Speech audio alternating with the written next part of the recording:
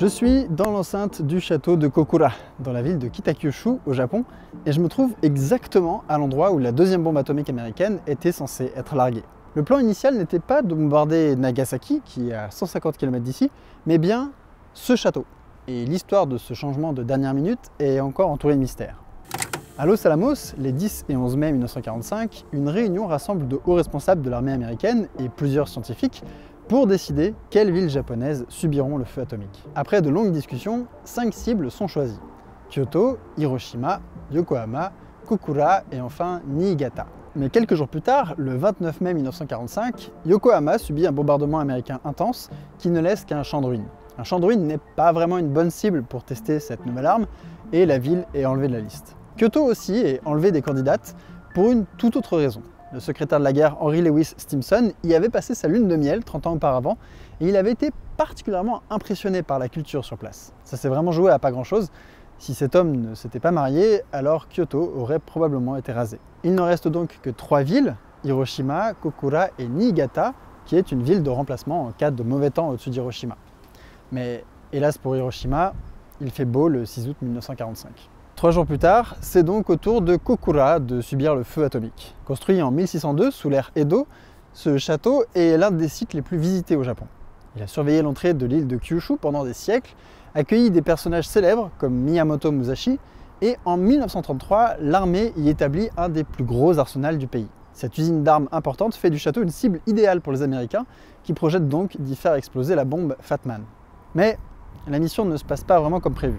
Le 9 août 1945, à 2h30 du matin, un B-29 décolle de l'archipel des Mariannes avec à son bord des instruments de mesure météorologiques. Ce B-29 connaît déjà le chemin puisqu'il s'agit de l'Enola Gay, qui a largué la première bombe atomique sur Hiroshima 3 jours plus tôt. Cette fois-ci, sa mission est de déterminer si les conditions météorologiques, notamment la couverture nuageuse, sont correctes pour larguer la bombe sur Kokura. Il arrive au-dessus de la ville aux alentours de 9h30. Le pilote prend les mesures et note une couverture nuageuse de 3 sur 10. C'est largement suffisant pour viser le château à l'œil nu et il envoie ses données météo au B-29 qui transporte la bombe, le Boxcar, parti 1 heure plus tard. Cependant, quand celui-ci arrive enfin au-dessus de Kokura, à 10h45 exactement, la ville est complètement plongée dans un épais nuage de brouillard et de fumée. Le taux d'ennuagement est de 7 sur 10 et le pilote ne peut pas cibler correctement le château. Le carburant de l'avion s'est déjà presque entièrement consumé, il faut vite trouver une solution. Celle-ci est évidente. Plus au sud, il y a Nagasaki, qui abrite de nombreuses usines d'armement. Arrivé à 11h50 au-dessus de Nagasaki, le B-29 se retrouve encore dans d'épais nuages. Après plusieurs tours, il trouve finalement une percée et largue la seconde bombe atomique à 12h05. Une page de l'histoire s'est écrite, mais une question reste sans réponse. Comment la ville de Kokura a-t-elle pu se couvrir d'une épaisse couverture de nuages et de fumée en l'espace d'1 heure ?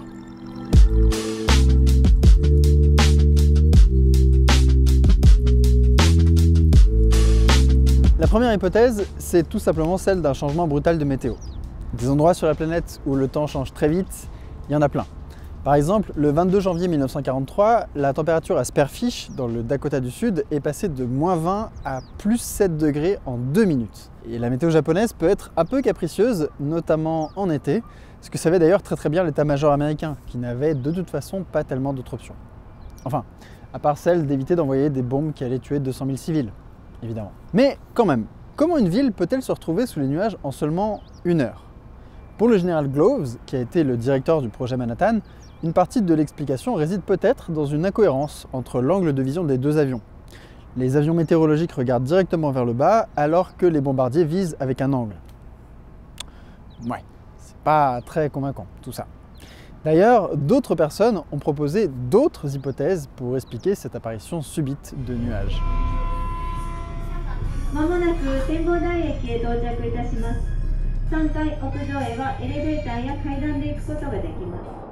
Un clap. Ouf.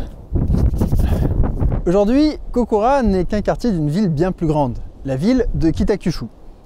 Cette grande agglomération est composée de 5 quartiers, et parmi ces quartiers, la ville de Yahata, qui est derrière moi. Comme beaucoup de villes du Japon, la ville de Yahata a subi de très nombreux bombardements américains entre 1944 et 1945, notamment parce qu'elle a abrité la plus grande aciérie du pays, qui est juste là. Oh, voilà. Juste ici. L'un des plus violents bombardements fut celui du 9 août 1945, un jour seulement avant le deuxième bombardement atomique de l'histoire. Ce jour-là, plus de 200 B-29 larguent des bombes incendiaires sur la ville, et plus de 20% de sa surface est détruite par la tempête de feu. Or, Yahata n'est situé qu'à 9 km de la ville de Kokura, qui est juste là. Et il est possible que les gigantesques incendies de Yahata aient pu produire tellement de fumée qu'ils aient complètement obscurci le ciel de Kokura le lendemain. La première chose à vérifier est la direction des vents ainsi que leur vitesse. J'avais prévu des feuilles à vous montrer, mais j'avais pas prévu qu'il y aurait autant de vent. Hop là. Les relevés des journées du 8 et du 9 août 1945 indiquent une vitesse des vents entre 4 et 22 km/h en provenance de l'est. Sauf que Yahata est situé à l'ouest de Kokura et vu la direction des vents, les fumées de l'incendie auraient donc dû s'en éloigner plutôt que de s'en rapprocher. D'ailleurs, la tempête de feu avait eu lieu la veille et comme les deux villes sont très proches, la fumée n'aurait pas dû attendre très longtemps pour recouvrir tout l'arsenal. Pourquoi est-ce que cette couverture nuageuse providentielle serait apparue dans l'intervalle de temps très court qui a séparé l'avion météorologique du bombardier atomique? Elle aurait déjà dû être là en fait. Bref, ça colle pas trop, mais heureusement, il y a peut-être autre chose qui explique cette arrivée soudaine de fumée et de brume.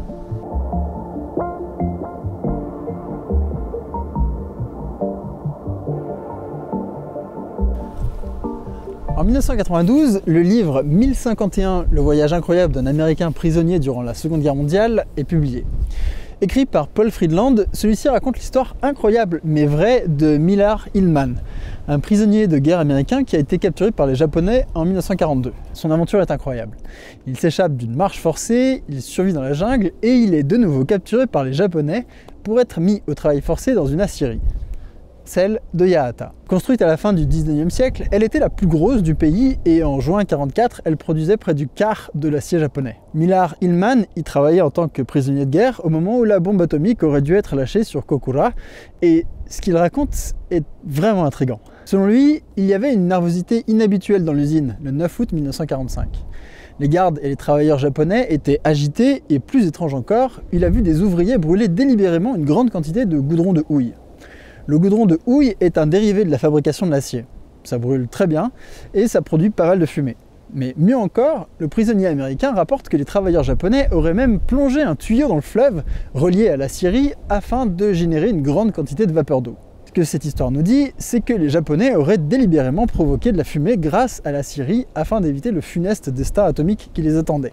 Si ce témoignage d'un prisonnier de guerre a pris autant d'importance, c'est parce qu'un second récit, apparu des années plus tard, a corroboré celui du prisonnier américain. Le 29 juillet 2014, Satoru Miyashiro, un ancien employé de l'acierie de Yahata, qui a à l'époque 85 ans, révèle qu'avec l'aide de plusieurs collègues, il a brûlé délibérément de grandes quantités de goudron de houille le matin du 9 août 1945. Selon lui, plusieurs collègues étaient venus d'Hiroshima et avaient rapporté que leur ville avait été détruite par une nouvelle bombe. En voyant le premier avion météorologique passer au-dessus d'eux, les employés avaient décidé d'utiliser tous les moyens possibles pour créer le maximum de fumée.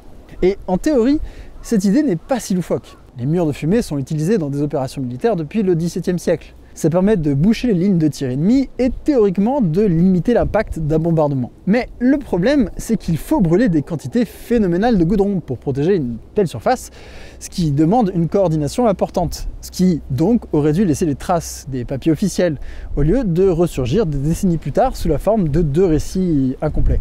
Un peu étrange.